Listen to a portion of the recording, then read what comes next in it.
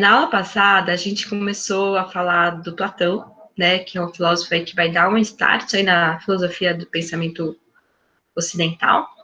A gente falou do mito da caverna, eu vou só retomar um pouquinho aí o mito da caverna, e aí a gente dá continuidade para a filosofia política de Platão, tá? O Vinícius colocou o nome e foi embora. Tô vendo tudo isso, né? Então a gente vai dar continuidade aí à filosofia e vai chegar na filosofia política de Platão. Deixa eu só dar um tempinho para vocês irem colocando o nome e número, se é do primeiro A ou do primeiro B, e aí eu já começo a compartilhar. Olha só, ela começa com 49, é só colocar o nome, né, e já estamos com 44. Muito bom. Fica gravadinho aí quem saiu. Eu vou começar a fazer a chamada no final da aula para ver quem tá acordado. Turma, enquanto vocês terminam de colocar o nome e número série aí, vou começar a compartilhar com vocês uma tela.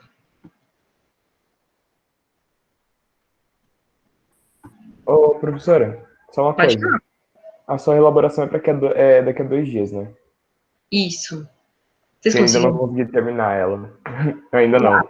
Mas vocês conseguiram entender o que é para fazer na reelaboração? Alguém ficou com alguma dúvida? Ah, eu entendi. Tá. Alguém tem alguma dúvida, pessoal, sobre a reelaboração?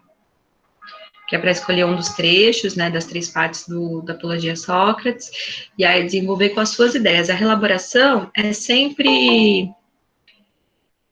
um texto autoral, tá? Então, você pega aquele trecho que você escolheu da Apologia de Sócrates e você desenvolve em cima das aulas que foram dadas sobre Sócrates e Platão. Não tô achando aqui, peraí só um minutinho, pessoal. Não aparece para mim a Lana, gente. Bom, mas tudo bem, né? Aula de filosofia é sempre bom, principalmente quando a gente vai falar sobre ética, entre nas aulas que a pessoa não teria direito, mas vamos lá. Turma, o seguinte, na aula passada eu falei do mito da caverna, então expliquei para vocês a história do mito da caverna, aqui a gente tem um resumão dela, né, que são pessoas que estão, se aparecer algum comentário no chat, me avisa que eu não estou olhando a tela de vocês agora, tá, então eu estou vendo o PowerPoint, qualquer coisa me dá um toque aí.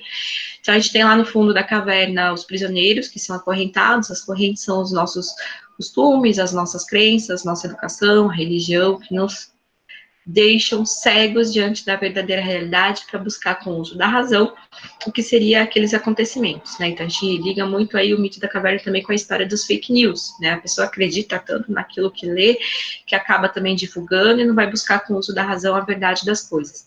Então lá no fundo da caverna a gente tem esse preso que só vê o espetáculo de sombras. Essa área do espetáculo de sombras é a área da ilusão, tá? Que a gente acredita, toma as coisas que a gente aprende pela aparência como verdade. A área da crença é onde a gente está acorrentado, né?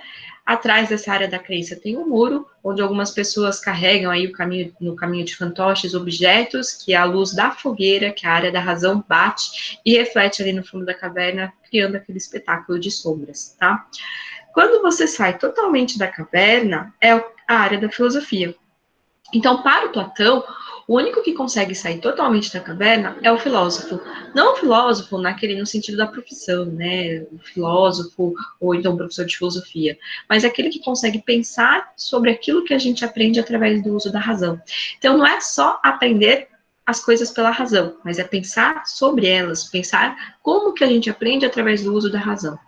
Se para o Platão o único que sai totalmente é o filósofo, é o único que alcança a verdadeira ideia do que é o bem, belo, justo, adivinha quem que vai ser o governante para o Platão? O filósofo. Por quê? Se aquela democracia ateniense que julgou Sócrates e condenou Sócrates à morte não foi capaz de chegar a um consenso do que seria a justiça, aquele que consegue alcançar a verdadeira ideia da justiça seria um bom governante. Se no caso ali de Sócrates tivesse sido julgado por um filósofo que detém essa verdadeira ideia de justiça, ele não teria sido condenado à morte. Deu para entender esse passo da teoria da caverna do Platão, que é a teoria do conhecimento dele, para a política, pessoal? Primeiro ano? E aí, falem comigo. Eu consegui entender, não sei o resto. Ah, tá, Clara também. Tá. Então, por isso que para a política de Platão, vou lá para o slide, então, da política, tudo isso aqui a gente já viu na aula passada, né? Para a política de Platão, somente os filósofos eternos amantes da verdade teriam condições de libertar-se totalmente da caverna das ilusões e atingir um mundo luminoso da realidade da sabedoria, tá? Então, lá na República de Platão, ele vai desenvolver essa ideia. A gente chama esse rei filósofo, esse governo de um filósofo, de sofocracia, porque sofos vem de sábio, então seria o governo do sábio, o rei filósofo. Vocês já assistiram Divergente, turma? Amores da minha vida, vamos lá, falem comigo, porque senão fica aquele tédio. Ótimo, João, Eu tentei assistir Divergente, parei acho que nos primeiros 20 minutos e aí eu fui dormir. Pessoal, então, para vocês darem você tentou ler o livro, Clara, ótimo.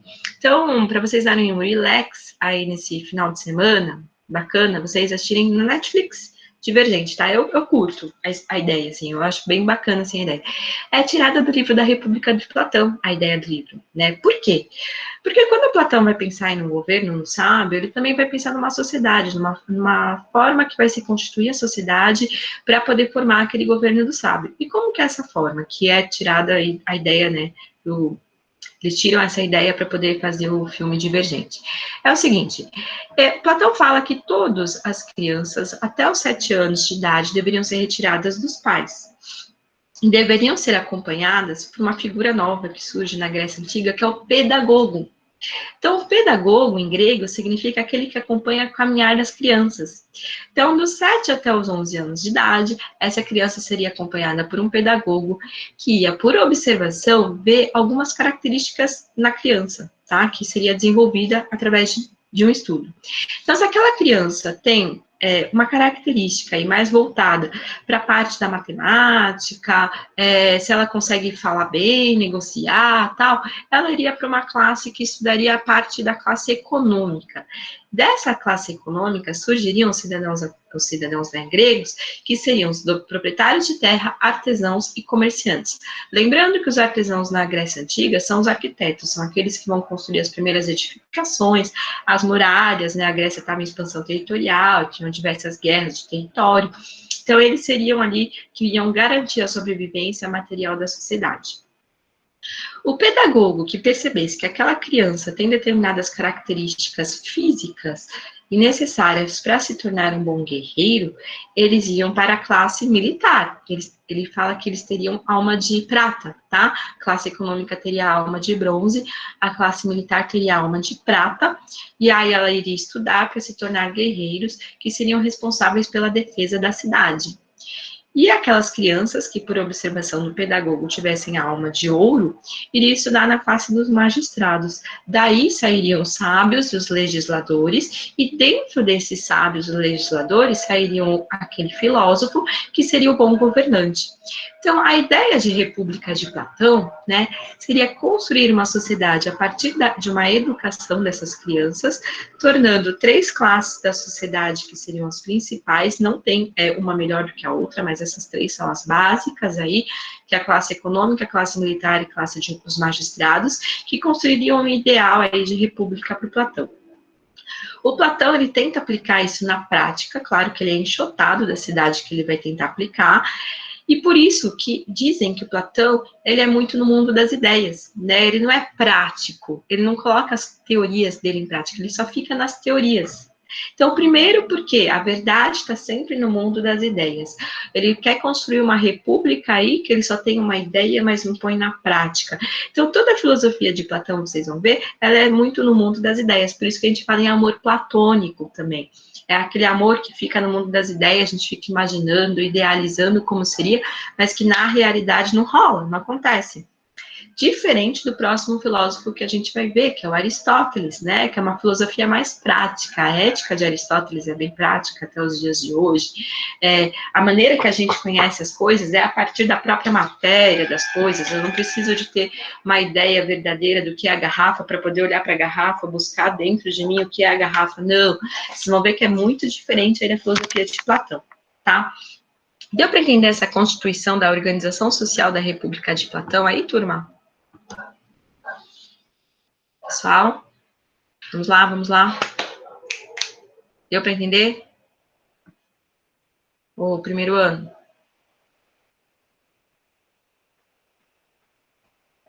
Tem dúvidas aqui no chat. Vamos lá.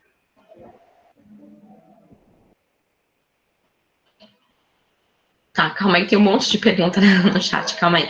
Então, o pastor Carlos Alberto Almeida, que eu não tenho a mínima ideia quem seja, né, colocou que você é um espelho que reflete a imagem do Senhor. Valeu, tá? Então, ótimo. O Bernardinho colocou, prof, você acha que isso pode ser aplicado na escola? Bernardinho, hoje em dia não, né? Hoje em dia os pedagogos eles conseguem sim observar quem que tem determinadas características, quais estímulos aquela criança precisa para poder desenvolver outras características, mas hoje não, a gente tem uma liberdade de escolha aí de qual profissão seguir, isso seria difícil seguir. Se você pegar a República de Platão, é quase que uma ideia de totalitarismo mesmo, né, porque você vai educar a criança e vai transformar ela naquilo que você quer que ela seja. Então, hoje a gente tem uma liberdade, aí não tem como a gente aplicar isso na escola, não, tá bom? Alex colocou o seguinte, em Divergente existia uma hierarquia, mas ela é um pouquinho dissolvida. Tu disse que uma não é melhor que a outra, mas então essa classificação de ouro, prata e bronze saiu de onde? Ótima pergunta, Alex. É porque, assim, para o Platão, a melhor classe mesmo seria a de ouro, né? Seria a do rei filósofo. Mas o rei filósofo não conseguiria fazer nada, não conseguiria governar, se não fosse as outras duas almas, né? A de prata e a de bronze. Então elas caminhariam juntas, na verdade. Nada adianta você ter guerreiros se a sua cidade não tem construções fortificadas feitas pelos artesãos, entendeu? Então não tem como você classificar uma melhor que a outra, colocar uma hierarquia. Mas é claro que para o Platão, a principal aí, a verdadeira, seria essa classe aí de sábios, né, que daria origem aí à classe de sábios. Pessoal, então continuando aí, tem mais uma coisinha aqui no chat.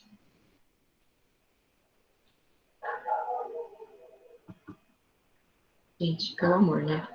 Bom, vamos lá. Deu para entender, então, essa hierarquia, essa organização social de Platão?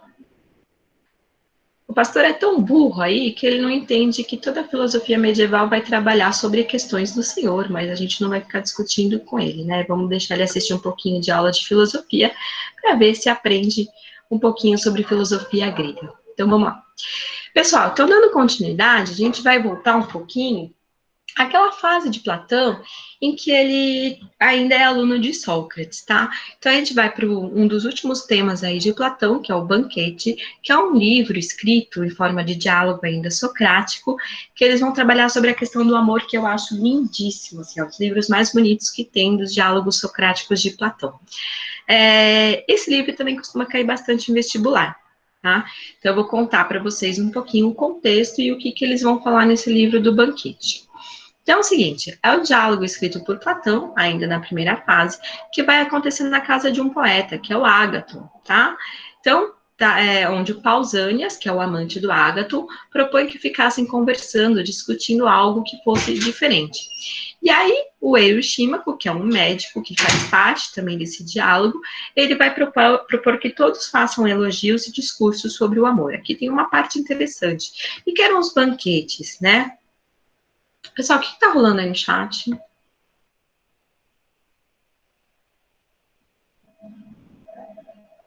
Pessoal, desencana, mas vamos voltar para a aula? Sim. O que rola aí nos banquetes, né? Os banquetes, os gregos costumavam comer e beber até vomitar, para poder comer e beber e vomitar de novo e continuar participando. Então, os banquetes duravam dias, né? Meu sonho é fazer um banquete aqui em casa. A gente come, bebe até vomitar e continua bebendo e comendo e discursando sobre algum tema filosófico. Nesse caso do banquete aqui, escrito por Platão, que é um diálogo socrático, a Natália é nossa aluna mesmo, né, gente? Tá. Eles vão propor aí, então, falar um pouquinho sobre essa questão do amor. Turma, só um minuto. Me desculpem, mas não rola, né? Vocês estão desviando a atenção aí para o chat e não estão prestando atenção. Tá, ele já foi embora. Pode falar, Letícia.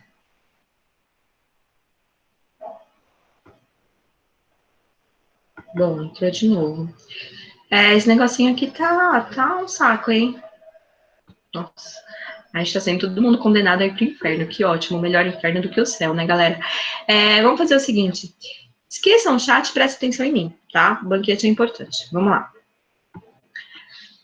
Então, esse Euríximaco, que é o médico, ele vai propor que todos façam elogios ao amor. Então, vamos lá. O primeiro a falar é o Ágaton, que é esse poeta. Ele vai falar que o amor, existe um só tipo de Deus, que é o Eros, que é o Deus do amor, né? Que é o mais belo, jovem, feliz, hábil, corajoso, temperoso e bondoso. Então, para o Ágaton, que é esse poeta, ele vai falar que o amor faz parte constitutiva da pessoa que é mais jovem, né? Que a gente se atrai muito pela beleza. Então, o discurso que ele faz é mais voltado para a questão da aparência, e todos vão criticar.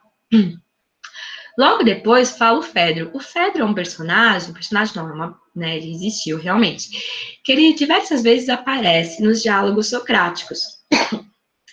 E ele é um retórico, ou seja, criado, né, educado aí por um sofista. Ele vai falar que o amor é um dos maiores bens, é como se fosse uma bola de cristal que a gente tem que cuidar com muito carinho ali para poder manter. Só que todo amor carrega consigo o medo da perda, né? Ou através da morte, ou a pessoa que você ama deixar de te amar. Por isso que ele é um dos maiores bens no sentido de propriedade mesmo. O Pausanias, que é amante de Ágaton, e só uma observação, nessa época a questão da homossexualidade era ok, normal. Quem vai criar esse preconceito em cima dos homossexuais é durante o período medieval, tá? Então, para os gregos não tem nenhuma questão em relação a questões homossexuais. O Pausanias vai falar que existem dois tipos de amor. O Eros Urânio, que é um amor celeste, bom, divino, que leva os homens a cumprirem com suas virtudes, e o Eros Pandêmico, né, que é um amor mundano, popular, real, que é a satisfação dos apetites sexuais, dos apetites do corpo.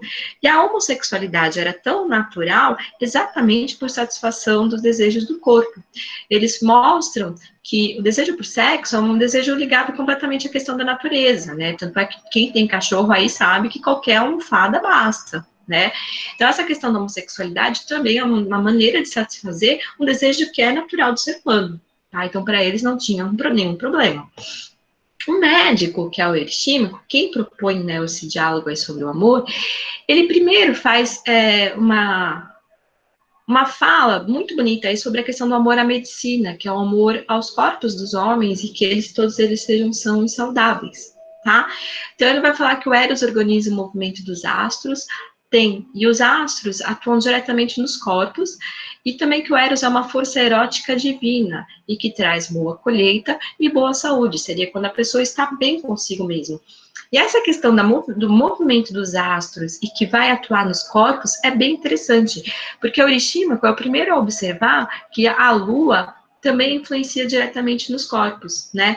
Como a Lua interfere na questão das marés, a maré cheia e a Lua cheia tem uma ligação bacana aí, claro que depois descobrem também que é por uma questão da gravidade, também da circulação terrestre e tal.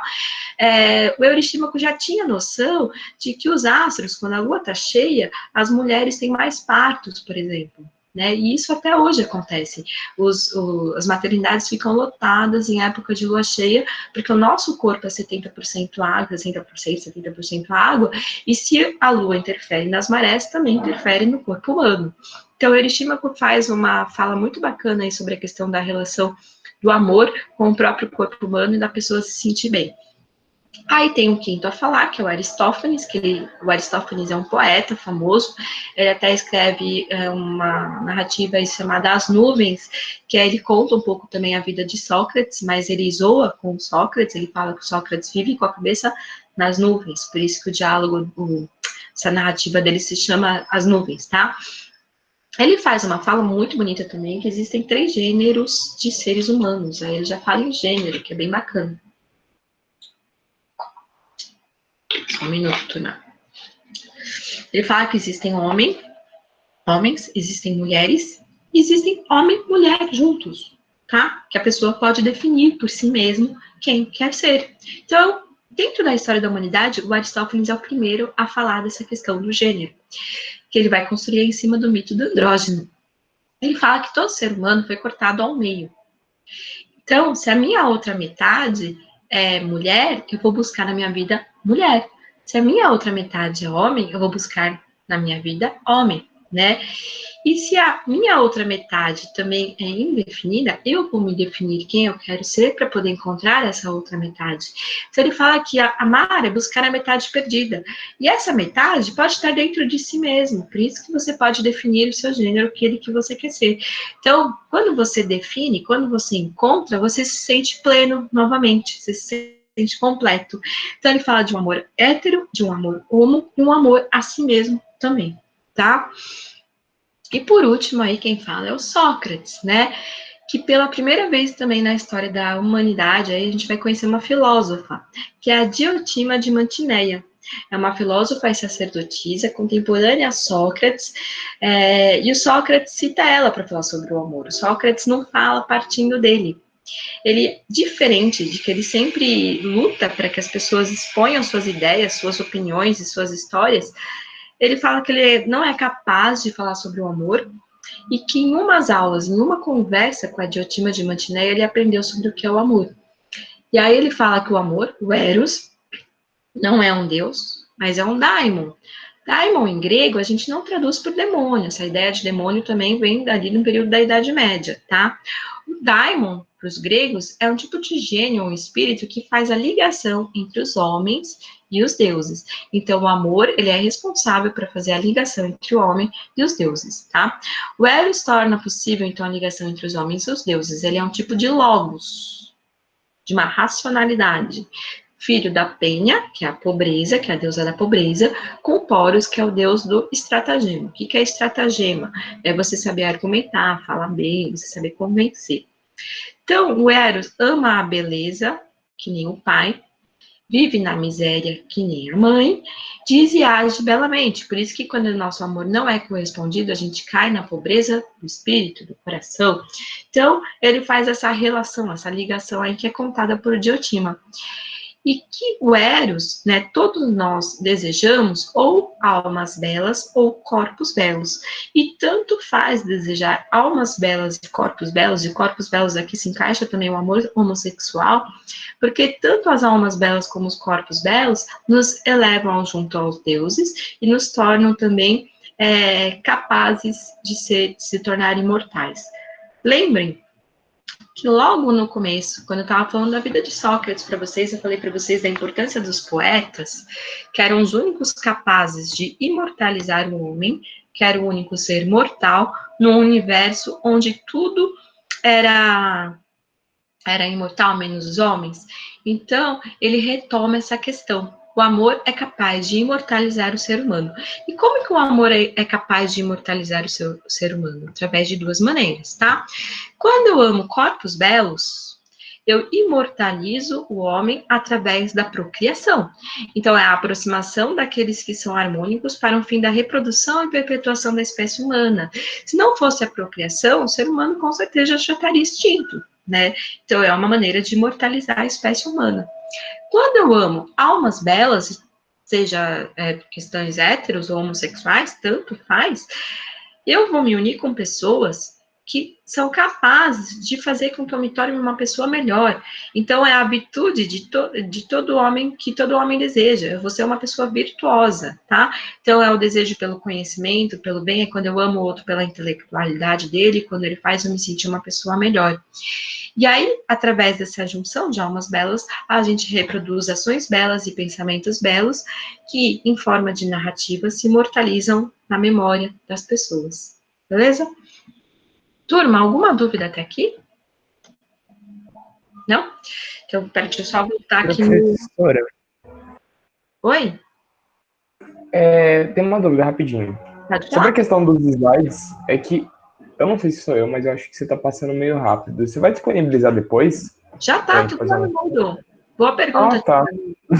É o seguinte, ó, todo o material das aulas eu tô colocando no Moodle antes das aulas, porque aí se vocês preferirem estar aí do lado com os slides, fica mais fácil de vocês fazerem anotações, tá? Então, eu estou sempre já disponibilizando antes da aula. Tanto é que se vocês entrarem no Moodle e tiver material que vocês não tiveram ainda matéria, não se preocupa, eu não sou louca, quer dizer, eu sou louca, mas assim, não esse ponto de cobrar coisas que eu não dei aula, tudo bem? Então, não se preocupem com isso. Deixa eu só ver aqui, tinha pergunta aqui, calma aí. Vou voltar para o chat.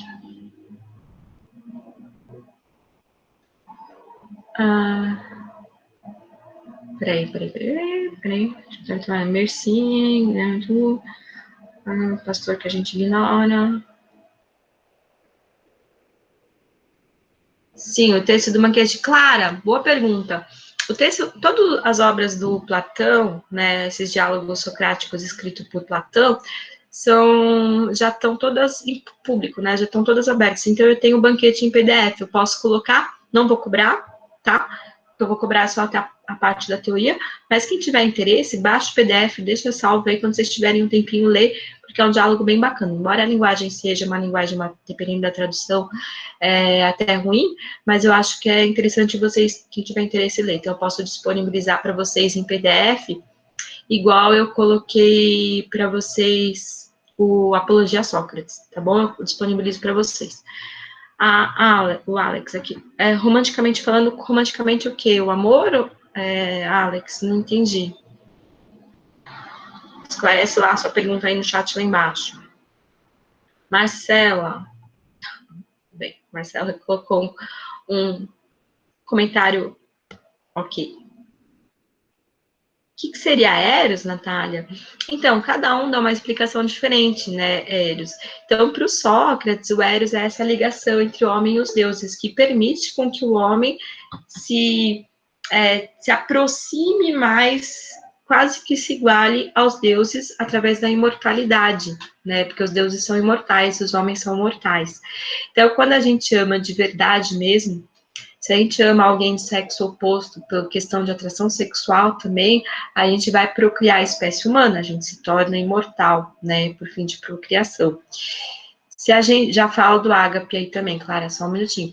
Se a gente ama as almas, então a gente vai se tornar um imortal, porque as almas belas, elas também são capazes da gente ser pessoas mais virtuosas, pessoas boas. Então, também imortaliza a gente através dos nossos atos, tá? Deixa eu só... Deu para entender isso? Tá, então, o amor é quase que uma capacidade de imortalizar o homem. Tanto faz se são almas belas ou se são corpos belos. Peraí que tem mais pergunta aqui. Calma aí, turma. Eu já vi que também tem o ágape, eu já respondo isso aí.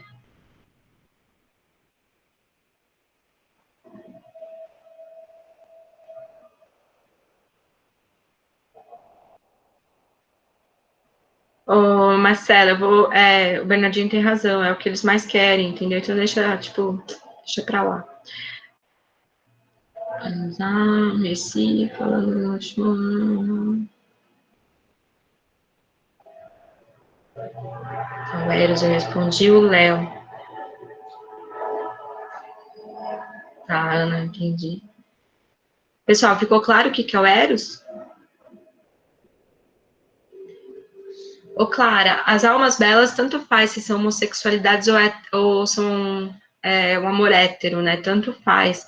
Você pode amar uma amiga, por exemplo, e aí juntas terem ações belas. Então, ele não distingue isso. Porque a alma bela, quando você ama a alma, você não ama o corpo. E o sexo tá no corpo e não tá na alma, tá? Então, aí nessa questão de alma, tanto faz.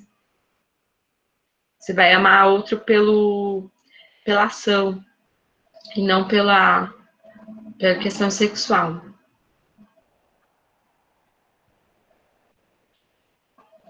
Tá, Clara perguntou aqui, ó. E o ágape? Ô, Clara, o ágape vai surgir mais essa questão do ágape durante o período medieval, que seria um amor a Deus, né? Um amor divino aí. Então, vocês vão ver logo mais aí em Filosofia Medieval com Agostinho, que você pode escolher pelas coisas do mundo ou pelas coisas do céu. E aí Deus lhe concede a graça e você passa a se preencher desse amor divino e a escolher pelas coisas do céu. Então, o ágape está ligado mais ao amor de Deus, mesmo no período medieval, que vai ter essa ideia mais forte, tá? Aí tem outra pergunta aqui. Pessoal, vamos parar com isso, vai? Falta do que fazer. Isso aí vai ser passado para a Silvia. Eu vou mudar o link de vocês, tá? Porque se eles têm o link é porque alguém passou.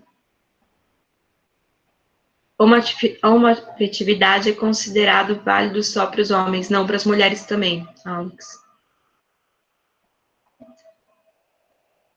Natália perguntou qual é a relação do banquete com Eros. Banquete é o nome do livro, que eles vão fazer esse diálogo, esse discurso sobre o que seria o amor, tá? Pessoal, mais alguma dúvida aí sobre o banquete ou sobre o governo, a República de Platão?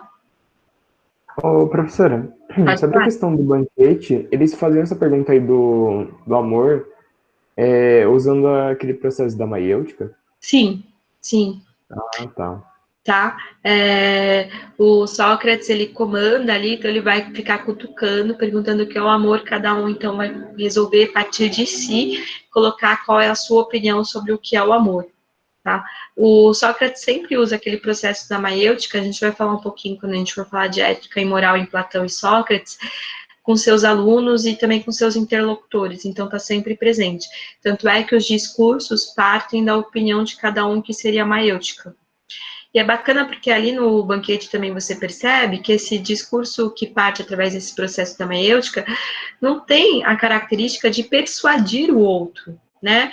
É como se fosse uma conversa entre amigos mesmo. E uma conversa entre amigos, você não tem essa característica de querer persuadir de que a sua opinião é mais válida do que a do outro. Então, você percebe bastante isso nesse diálogo do banquete. Eu vou colocar para vocês lá no Moodle para quem tiver interesse, tá? Pessoal, mais alguma questão? Professora, calma, é que agora eu me perdi um pouquinho no tempo mesmo. Aí, no momento do banquete, o Sócrates estava vivo ou estava morto? Estava vivo. Ah, O tá banquete bom. foi escrito por Platão. Sabe o que é interessante também no banquete, Tiago? É que assim, o Platão não estava presente. O Platão ele chega no final do banquete, né? Mas é ele que escreve o livro Banquete. Ele vai ficar sabendo desse discurso através do Pausânidas. Então, Pausânidas, no final do banquete, o que acontece? Eles já estão dormindo, né? Todos bêbados. E aí o Platão chega na casa do Ágaton, o Ágaton abre a porta, o Platão entra, e aí ele pergunta sobre o que eles estavam discursando. E aí o Ágaton, o Pausanidas, conta qual foi o discurso. Ele começa o livro contando essa parte, que ele chegou na casa, no banquete atrasado, e aí ele pergunta o que aconteceu, e aí ele narra esse diálogo de que eles tiveram, tá? Então, o banquete é um diálogo socrático, escrito por Platão, no qual Platão não estava presente no momento que foi feito esses discursos, mas ele fica sabendo desses discursos e escreve esse livro. Nos outros diálogos socráticos escritos por Platão, o Platão estava presente. Esse é o único que ele não estava presente. Então, faz parte da primeira fase de Platão, quando ele ainda é aluno de Sócrates, Sócrates ainda está vivo, tá? E eu trouxe para vocês no final, porque ele, assim, ele abre um pouco o espaço dessa ideia, de novo, da questão da imortalidade e das questões éticas e morais em relação à virtude, que a gente vai falar um pouquinho nas próximas aulas também. Sobre a prova bimestral, turma, vai cair principalmente o mito da caverna, aquela parte da teoria do conhecimento, de como que a gente acessa a realidade, a verdade das coisas, saindo da caverna e buscando conhecer através do uso da razão. Então, uma dica para vocês aí, vão ali no Moodle, dá uma olhada no material de apoio, deem uma olhada geral nos slides que eu já coloquei lá para vocês. Se tiver alguma prova, não é dissertativa, Ana. Se tiver alguma dúvida, tragam na próxima aula. Na próxima aula, a gente vai fazer algumas questões dissertativas de vestibular em aula, para poder tirar todas as dúvidas que vocês tiverem, tá? Então, tragam as dúvidas aí na próxima aula. Mais alguma dúvida, pessoal? Não? Então, ok. Então, um ótimo final de semana para vocês. Professora, Pode falar, só para Thiago. me situar um pouquinho aqui, quando que é a tua prova mesmo? E é dia 16, dia 16 de junho só, Thiago. Tem tempo. Ah, não. Não, por Beleza. isso que assim, tira dúvidas na próxima aula, faz as questões, tira a dúvida em aula, e aí depois a gente dá continuidade, tá bom? Então, um beijo para vocês, um ótimo final de semana. E assim, pessoal, próxima aula, se eu não deixar alguém entrar, me avisa que é vocês, tá? Beijos, turma. Tchau, tchau. Tchau, professora. Até. Tchau, Thiago. Até. Parabéns pela participação, viu? Bom Valeu. almoço, Clara.